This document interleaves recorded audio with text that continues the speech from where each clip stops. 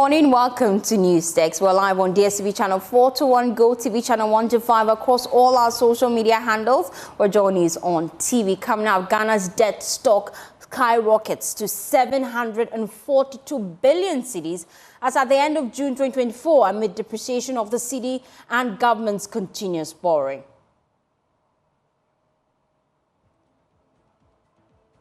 As at end December 2023, the provisional central government and guaranteed debt in nominal terms was 608.4 billion Ghana cedis.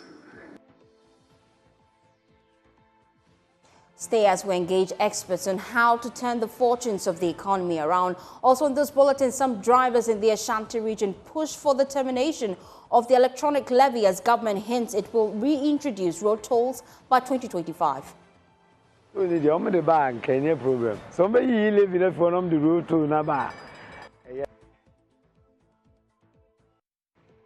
Stay for details plus business in the next 60 minutes. My name is Faustina Safo. Take a seat. Be my guest.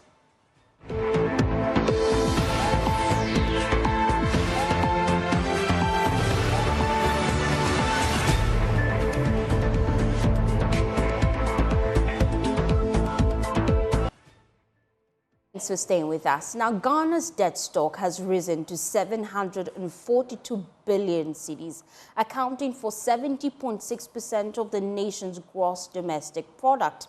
Now, there's a 22% increase as compared to last year, and this is largely driven by the depreciation of the cedi and government's continuous borrowing. Well, yesterday, the Finance Minister, Mohammed Amin Adam, during the media budget review in Parliament, said external debt now stands at 452 billion cedis, while domestic debt is 290 billion cedis. Now, let's listen to him. We'll be back with details.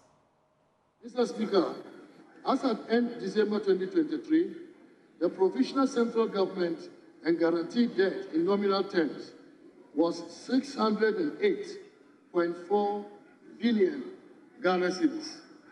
This was made up of 351.1 billion Ghana cedis and 257.2 billion Ghana cedis for external and domestic debt, respectively.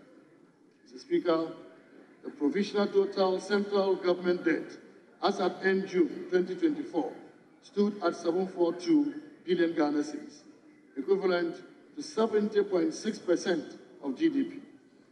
This indicates an increase of 22% due to the effect of the cedi depreciation and disbursements from creditors. The stock consists of external debt of 452 billion Ghana cedis and domestic debt of 290 billion Ghana cedis, representing 60.9% and 39.1% of the total debt stock, respectively.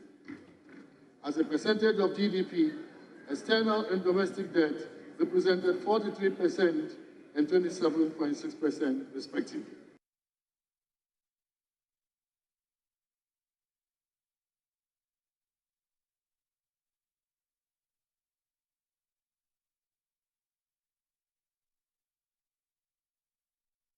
But how did we get here? Well, our graphic team and research team here at Journeys has put together some data for us. Let's look at it. Now, this is in billion cedis. It starts with, from the end of 2023, our public debt stock was 608.4 billion cedis, as at the end of 2023. Now at June 2024, at the end of June 2024, our public debt stock is standing at 742 billion Ghana cedis. Now, this represents a 22% increment within 6 months. And the finance minister was given some explanation. We'll get into that shortly. But this accounts for 133.6 billion Ghana cedis when it comes to the increment. So that's the disparity when it comes to figures as at last year, 2023, and then this year, 2024, June. But what is accounting for this increment? Yesterday, the finance minister, during the media budget review, sought to give some sort of explanation as to why we're experiencing this. And that is what we're going to. Some of the issues or key reasons he gives for the change in figures, and that is in our next slide. He says, one, the depreciation of the cedi, and also our continuous borrowing. So let's move on to the next slide. And there you have it. Our next slide is coming up shortly, and it talks about what is influencing this increment in our public debt by 22%. Key thing he said yesterday was the cedi depreciation and also continuous disbursement from creditors. That means we're still borrowing, and it's a concern for the minority in parliament. If you recall, the minority leader said yesterday that government failed to address the concerns of the citizens because some of these key issues that they raised about the economy and how we are struggling, they failed to give us measures they are putting in place to fix that. We'll get into that shortly, but then let's look at the disparities. As at now, our debt stock stands at 742 billion Ghana cedis. That is June, as of June 2024. What is making up this amount? Let's break it down. We have our external debt and our domestic debt. Our external debt is accounting for 60.9% of this total figure we see at the top there. And that's because we are owing external creditors 452 billion Ghana cedis. Now, the finance minister made mention of Ghana restructuring its external debt. This is what he was talking about.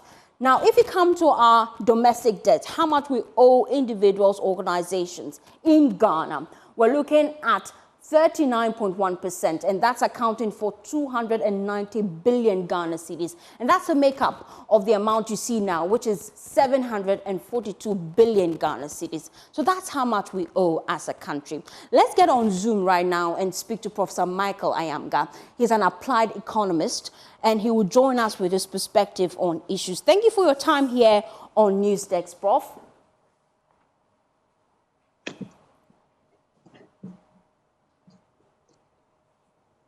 Prof, you have to unmute for me to hear you clearly.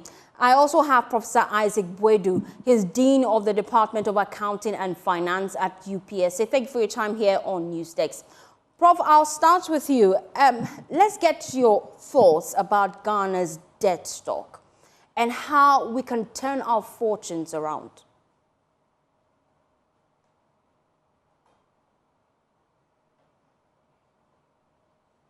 You would have to connect rightly for me to hear you. Unfortunately, we're having difficulties with our internet connection. If you just tuned in, we're discussing Ghana's debt stock. Yesterday, the Finance Minister, Mohamed Amin Adam, during the presentation of the media budget review, said that currently our debt stock as of June 2024 stands at 742 billion Ghana cedis. Now, he explained that this makeup is because we have 60.9% from our external debt, which is accounted for 452 billion Ghana cedis of that makeup, and then our domestic debt, 290 billion Ghana cedis. I'm told I have better connection to Professor Ayamga. Thank you for your time here on Newsdesk. First of all, what's your thoughts about Ghana's debt stock?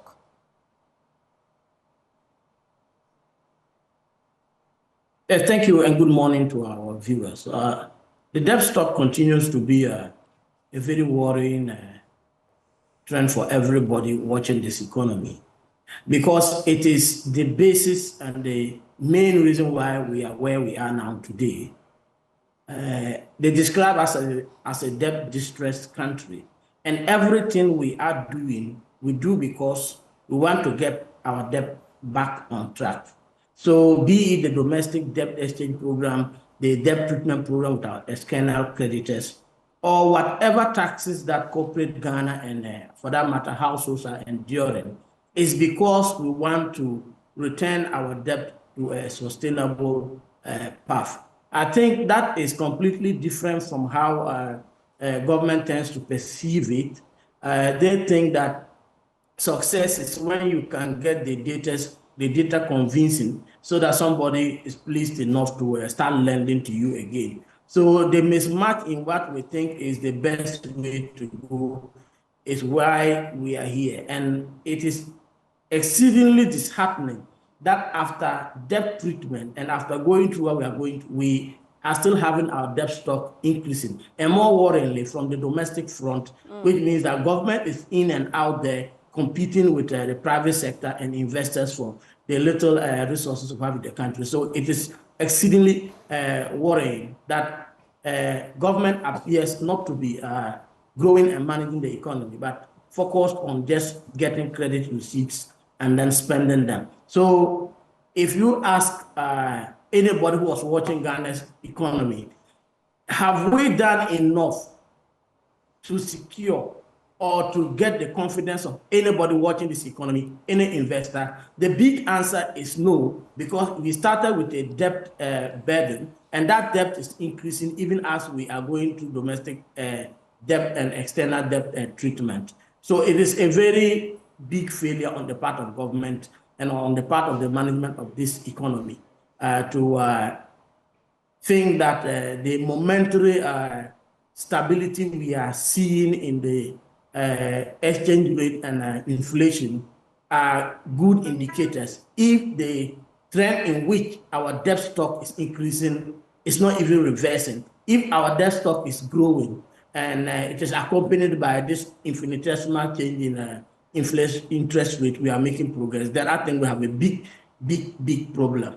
Ghana is not digging its way out. And it is the reason why we are having some kind of rebound, let me put it that way. But it is not actually being factored in by market actors and market players, because they are looking at the trend in the data, they are looking at the debt stock and wondering whether we are doing enough to keep our debt sustainable and be able to grow enough to start paying back.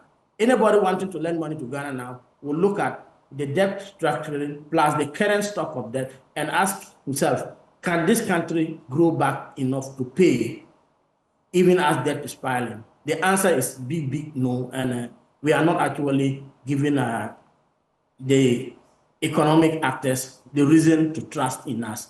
That is where the finance minister should focus. That is where the government should focus.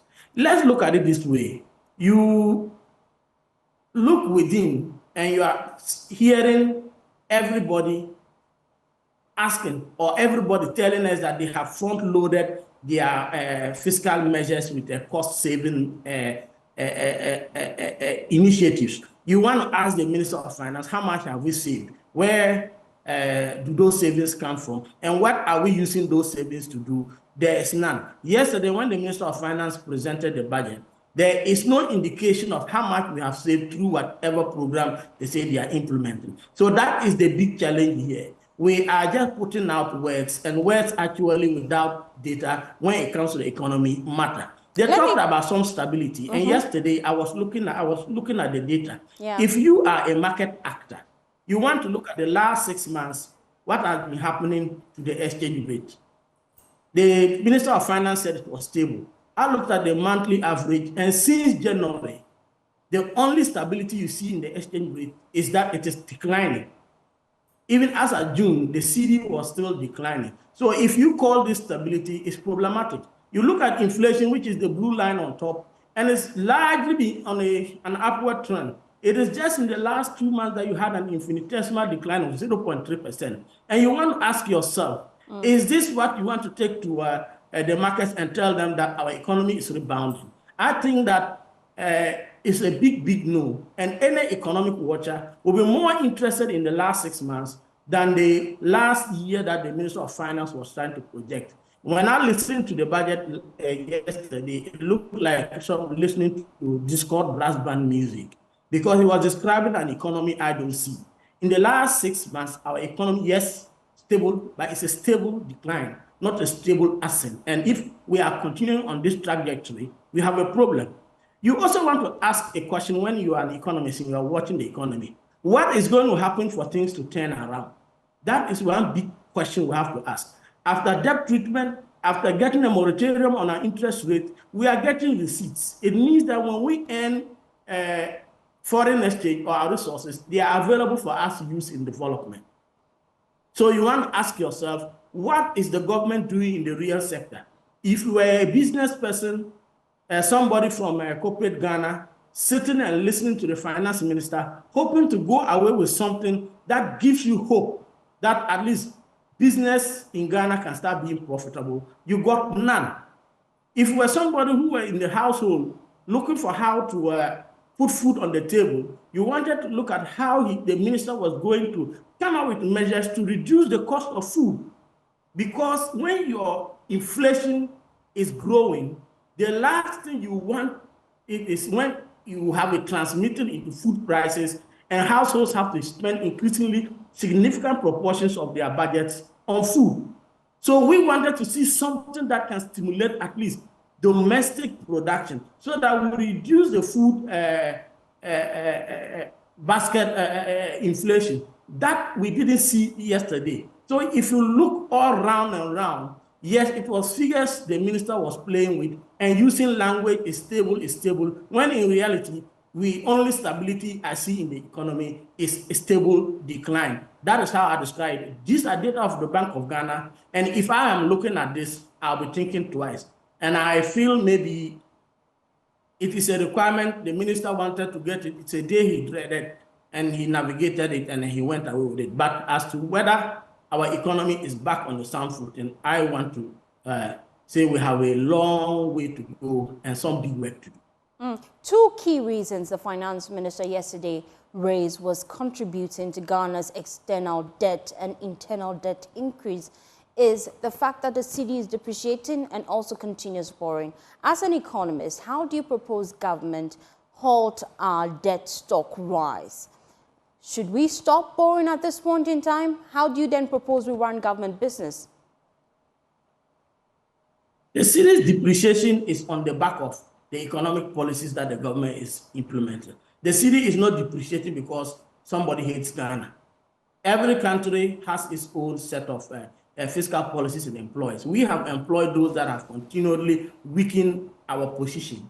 And we started last year saying that given the trend of the cedi, why don't you focus on boosting domestic agricultural production to produce food? I have traveled into 3, 4, 5 countries this year. All of them are dealing with inflation. But what they have succeeded in doing is to ensure that food prices are kept low. If you do that, you are going to ensure that households get some disposable income through the savings they are making from food expenses, and they can begin to demand other non-agricultural products. That will stimulate the domestic sector so that we can begin growing back up. That is what the minister is not doing. Yesterday, you sat down, you listened. There is nothing to help agriculture. There is nothing to focus on the smallholders who are producing from farm or backyard to the table. There should be strategies targeting these people because they are the most vulnerable. Yesterday, what the minister did was look for the data and look for reference points that make us look good and present them. It didn't tackle the reality. And we are continuously borrowing and spending in the wrong sectors, going after infrastructure programs that bring procurement projects so that we can continue to award contracts and not actually investing in the real sector, not actually giving some reprieve to corporate Ghana, not reducing the taxes, not trying to do something to ensure that at least the cost in utilities and energy becomes manageable for industry so that they can produce and be competitive. At the same time, we are opening the borders up and they are flooding the country with cheap alternatives. So you realize that we are making it extremely difficult to stimulate the domestic sector. And as long as we don't do that, the cedi is going to continue to decline. And as the minister learned yesterday, you can do everything, but if the cedi continues to decline, your debt stock will keep rising. And see, if our debt stock continues rising, we are going to continuously be described as a debt-distressed country, a debt-distressed economy, and our recovery will be long and painful. Let me bring in Professor Isaac Boedo. He's Dean of Department of Accounting and Finance at UPSA. Thank you for your time here on Newsdesk. You've been monitoring the conversation. First of all, what's your overview about Ghana's debt stock? Yeah, good morning, and good morning to your viewers. I hope you can hear me. Loud and clear. Okay, that's thank you. Thank you very much. I think good morning to my colleague, giving a few comments on the debt stock where we stand at the moment. I tend to share with him on some of the submissions, and there could be a departure a bit, but that's more of a discussion and trying to find solutions to for our dear country, and that's what we all seem to be doing at the same time. Debt, good or bad, it's a question that we'll be asking all the time, and it's not bad to borrow. And how much is a question. And the cost of the borrowing is another issue. The usage of the funds you have borrowed also will be another issue. Prof, we seem to have lost you. You have to position rightly for me to hear you. If you just joined us, we're discussing Ghana's debt stock, which currently stands at 742 billion Ghana cedis. We're inching closer to $1 trillion, and we're looking at the economic outlook and how we can turn our fortunes around, especially at a time where external creditors are worried that Ghana cannot service its loans. Now, we'll take you to the Ashanti region because they want government to stop the collection of e-levy if it plans to reintroduce road tolls in 2025. Yesterday, we know that the Finance Minister, Dr. Mohamed Amin Adam, review in the media budget review announced that government had granted approval for the establishment of a framework for the reintroduction of road tolls. Now, though positive on the impacts of the tolls, some drivers believe additional taxes on the citizenry is a bane to economic growth. Now, we'll hear from them shortly. First, here is the Finance Minister. Let's listen to him. I'll come back to Professor Michael Ayamga and also Isaac Kwedu for their reaction to this. But let's listen to the Finance Minister hint that indeed tolls will be reintroduced in the year 2025. Mr. Speaker, to enhance revenue mobilization by IGF-reliant covered entities, discussions will be held around provisions of incentives to those institutions that exceed their revenue target for the year.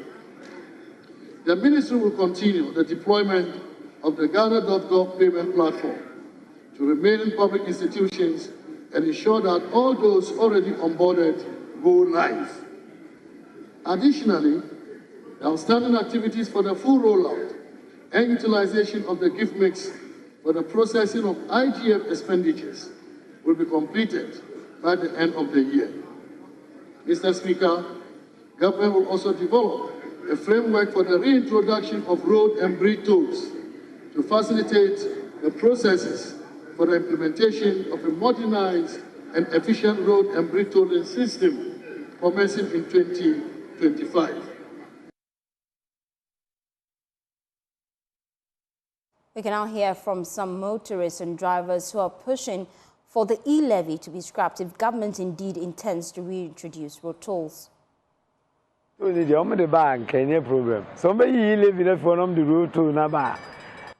not a problem reintroducing the tolls, but they shouldn't compound it with the e-levy.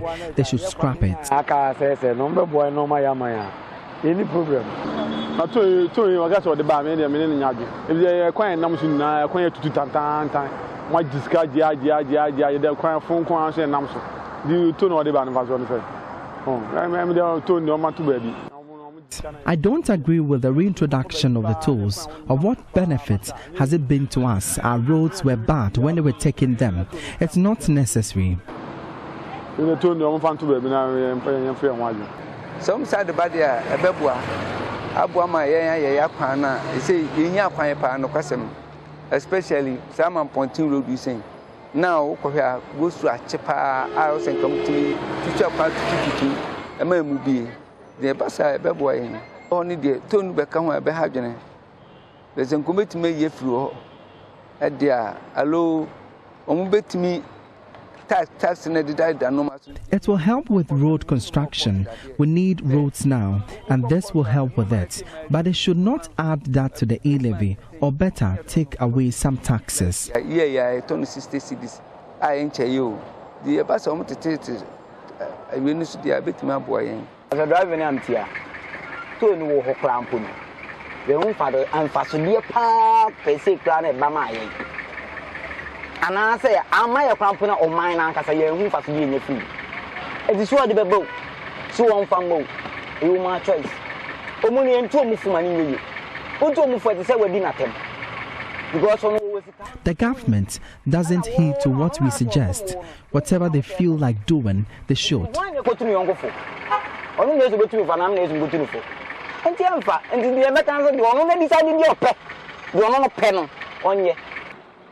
We are saying, baby, route to the MCA Juma. Minister no term, cramming who's also no. Actually, no, but as an oversadia banana, I had the amount for Casa. If he say, what the bar, Ebeboa, a memona, my quina also me and me ye papa my because there will be answered Tiasia. A bass answer my man for so in ye Jumaye. A mom with the say by Omutanefie. Road tolls are implemented globally. The minister who even scrapped it regretted. I think the reintroduction will help, but they shouldn't increase the cost.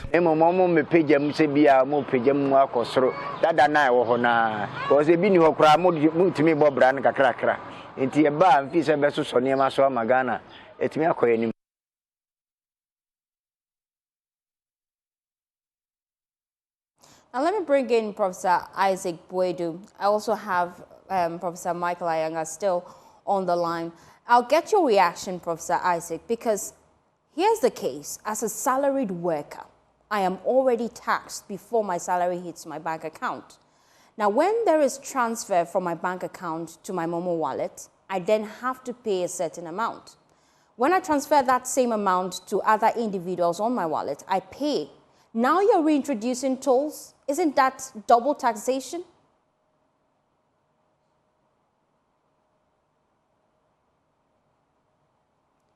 Prof, you have to position rightly. I can't seem to hear you. But if I have Professor Michael Ayanga with me, I'm sure he can respond to that. Can an economy survive when the citizens are overburdened with taxes? As I already indicated earlier.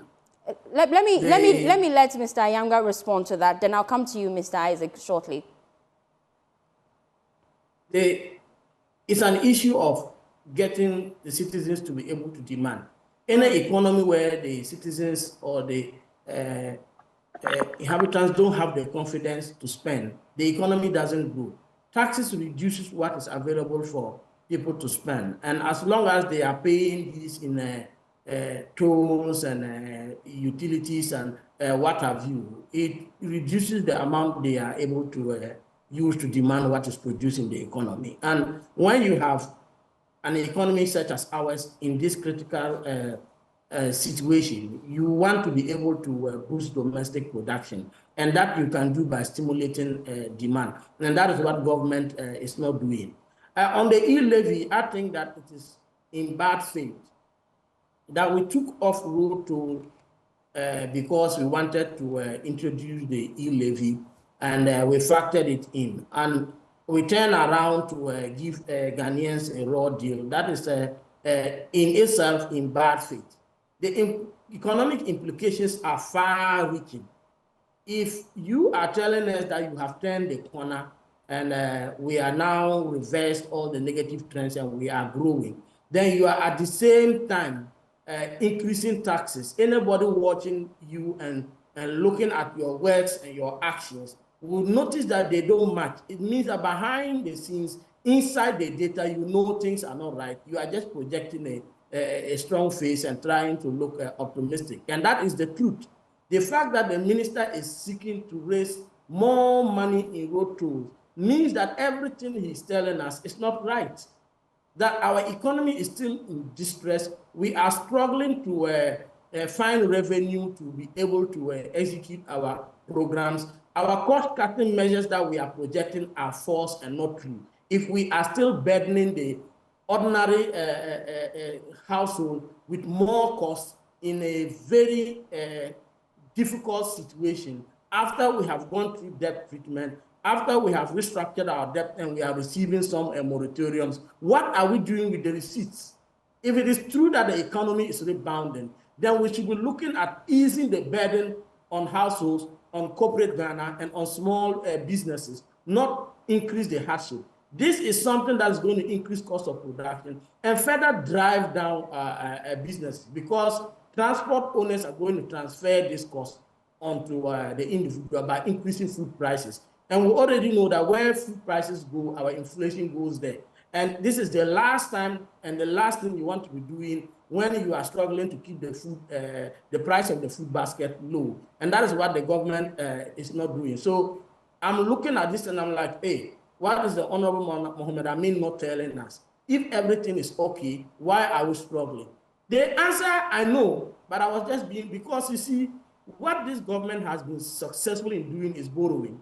And these projections and this angling is to create the impression that some money is going to come in from the road tolls, use that to kind of pad down our debt to GDP ratio, and then go looking for money to borrow, or then go to the central bank to borrow against revenues that it is not good, he's not going to realize through these road tolls. So I think it's all a gimmick and some angling to borrow more, which is going to worsen our situation anyway.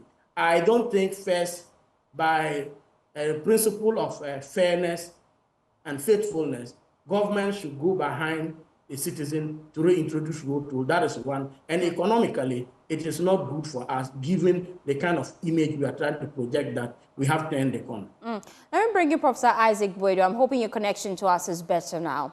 Now, we're discussing the reintroduction of road tolls by 2025. I recall when the finance minister, the then finance minister, Ken Ofori-Atta, announced to us the scrapping of tolls and the introduction of the e-levy. Now, there are concerns that this is amounted to double taxation. You're reintroducing tolls, you're still maintaining the e-levy. What do you think government should do?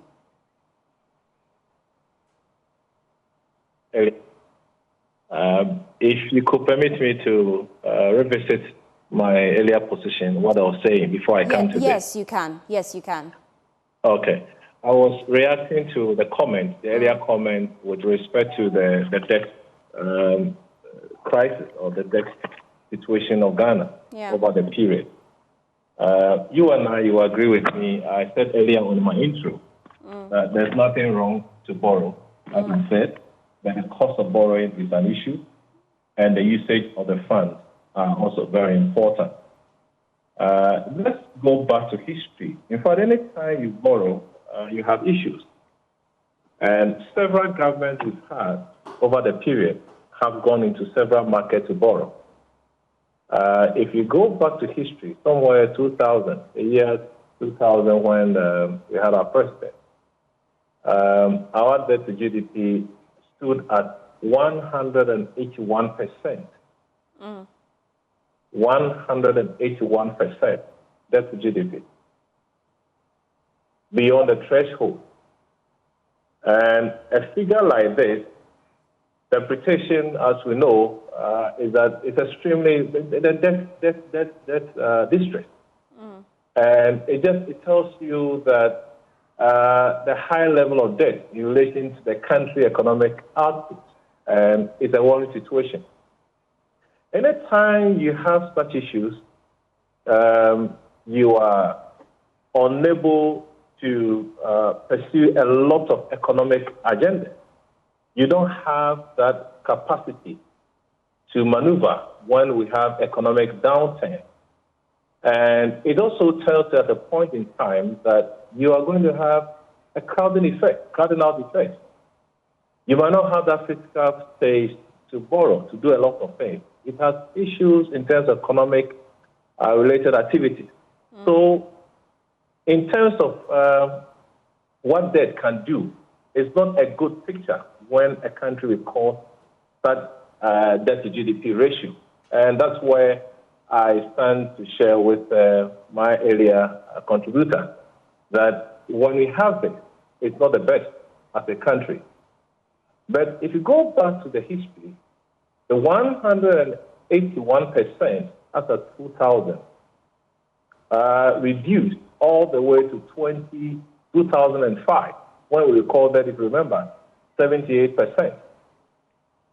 Then when we entered into 2006, it went down to 26% after that time. Remember famous Kufuor EPIC project, where we had to go to the international community to tell them that we are unable to pay, so give us a breather, and we did that.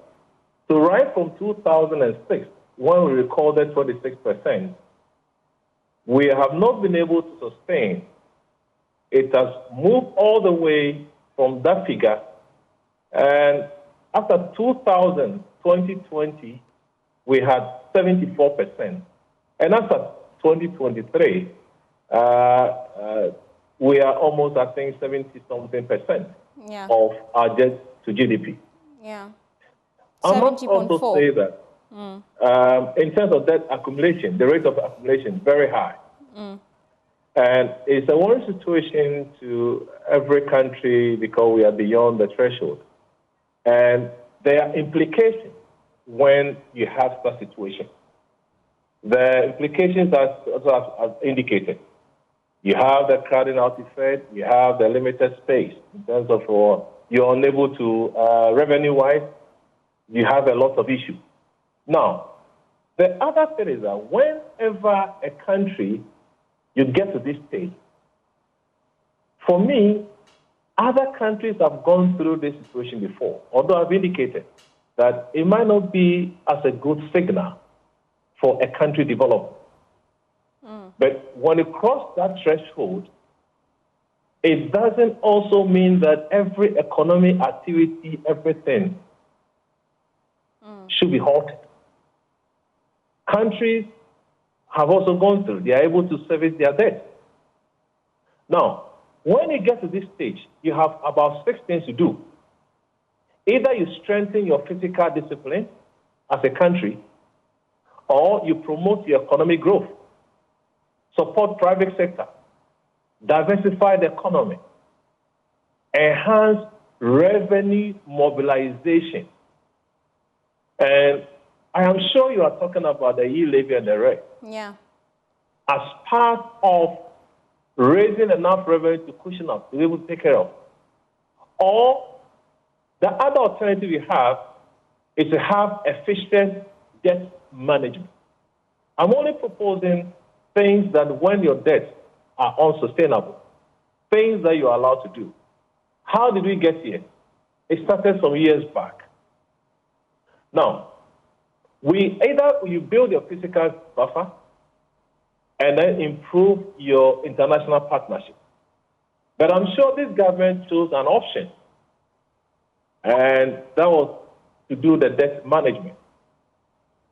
I mentioned about 5 things that you can do when you get to this stage. Yeah, so, but here's the concern. I recall when the then finance minister introduced the e-levy on the floor, they wanted to take or charge citizens for electronic transfers 1.75%. The minority kicked against it. It was reduced to 1.5% and then implemented in May 2022. Now, it has failed to consistently yield the revenue target government wanted. The key reason why in 2023 they reduced it to 1% to encourage more people to come on the electronic platform. Now, the concern is you scrap the tolls to introduce e-levy. Now you're bringing back the tolls. Isn't that double taxation? I think over the period, we've been calling for other ways of increasing our revenue stream.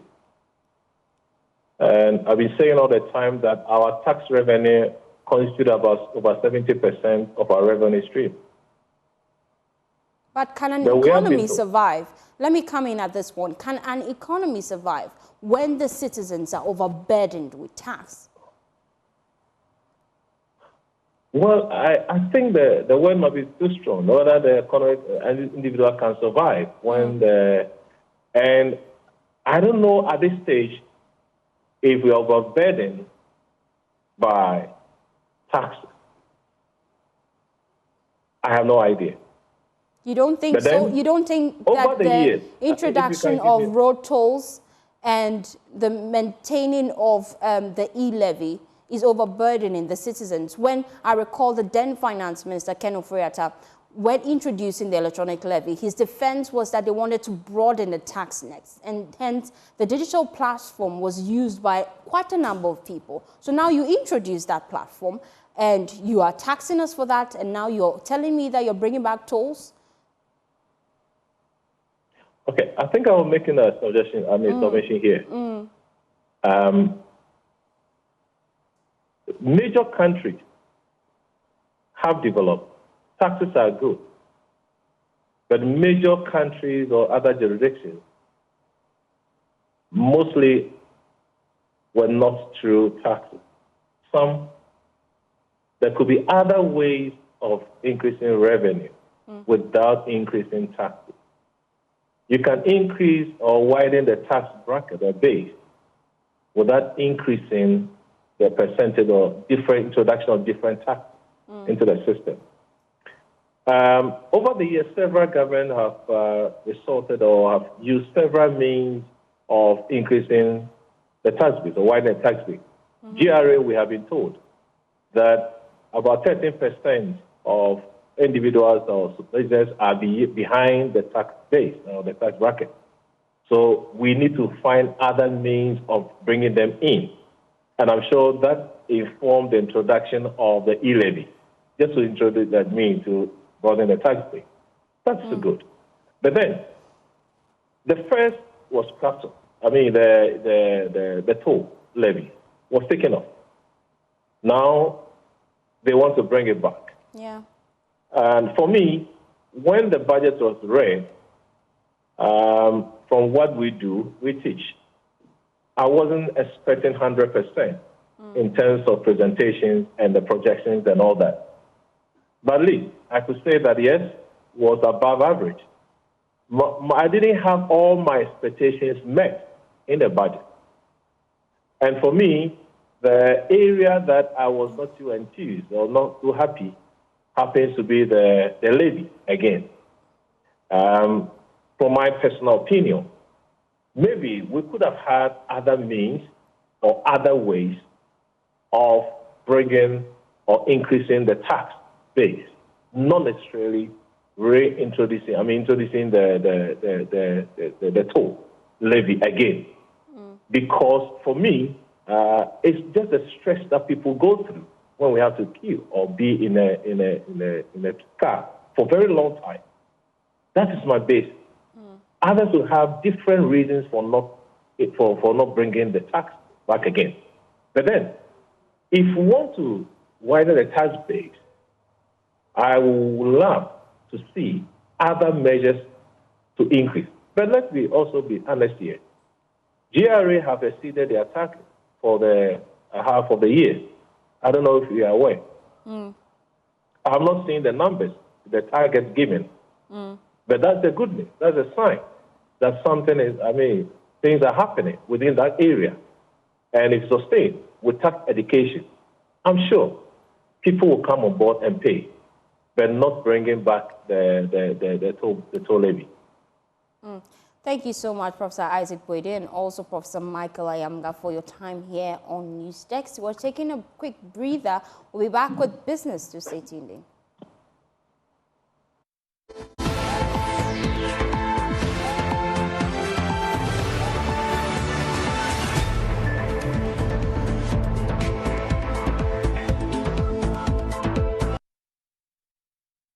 Hi, good morning. Welcome to Business. My name is Darrell Kwao. The Ghana Association of Savings and Loans Companies has indicated that some of its members with significant investment in cocoa bills that were not honored on maturity dates are struggling to meet operational costs. According to the association, this poses a liquidity concern for the companies. Speaking at the 14th Annual General Meeting, Executive Secretary Chinubu Akodia-Abuache said some of the companies are still struggling after the financial sector cleanup exercise. According to the association, its net assets increased to 478,648 Ghana cedi for the year under review, compared to net assets of 476,685 Ghana cedis in 2022. Executive Secretary of the association, Chinebo Akodia said some companies' investments with GCB capital that have matured but are not being honored.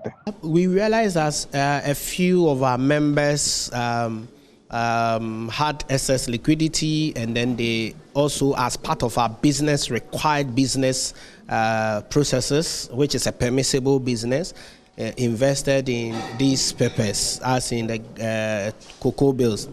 But since the DDP came in, they were not getting the money on time. We believe that the program that has been approved and adopted by the state, they will comply with it and move in line with the plan. But the good news is that these institutions who had investment in the cocoa bills are very solid. They have very strong balance sheets, and liquidity is not a problem, even though it affects their profitability. But in terms of liquidity, our institutions have been very solid. On that spot, Head of Banking Supervision Department at the Bank of Ghana, Osei Ijesi, urged the companies to reassess their business strategies.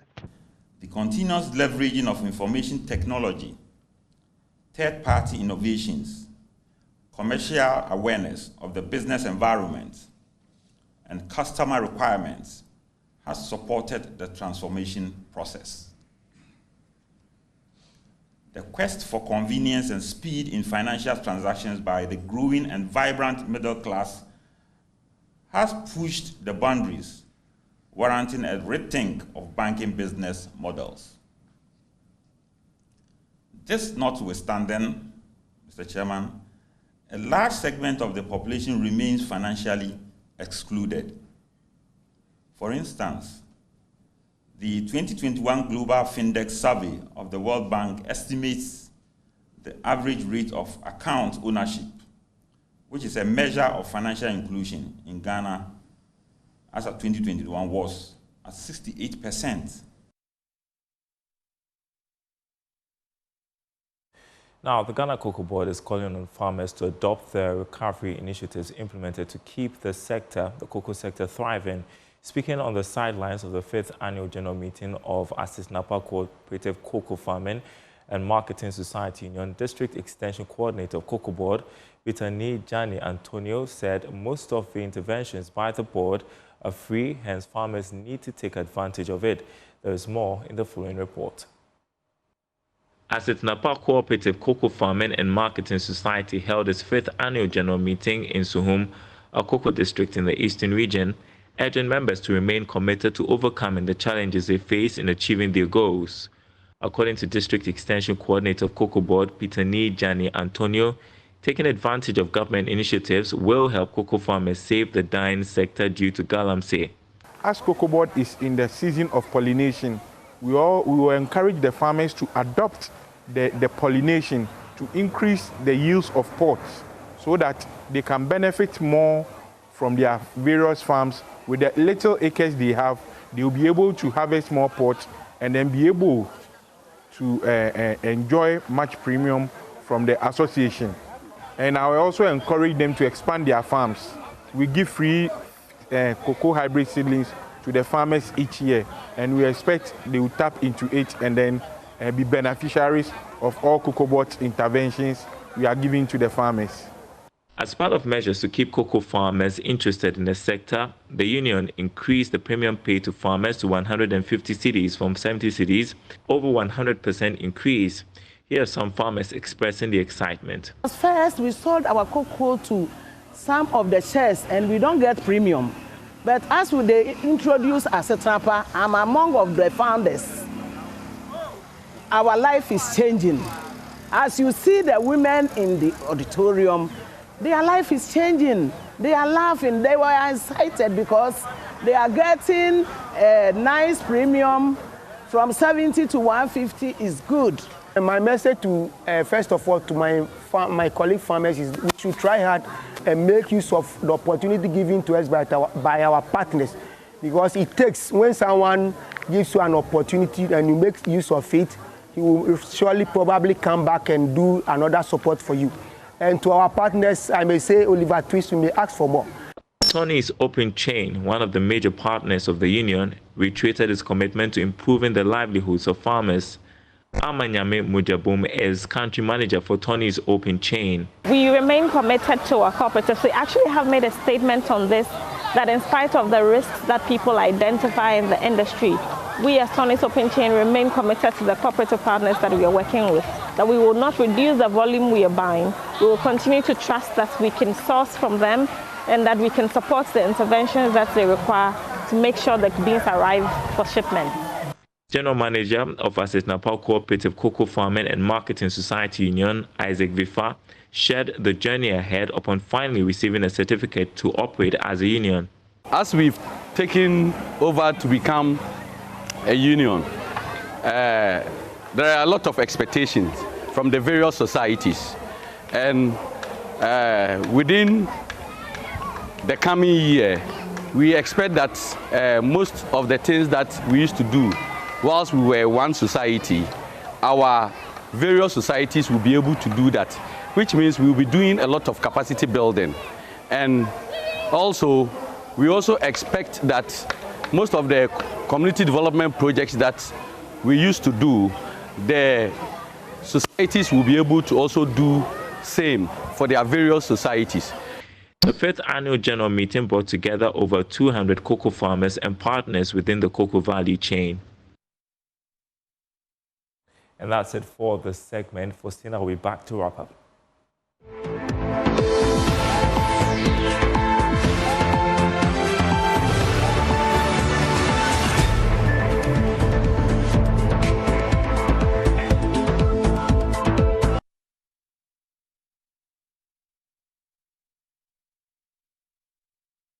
Well, that's how we wrap up the bulletin here on Joy News Desk. For more news, please log on to myjoyonline.com. My name is Faustina Safo.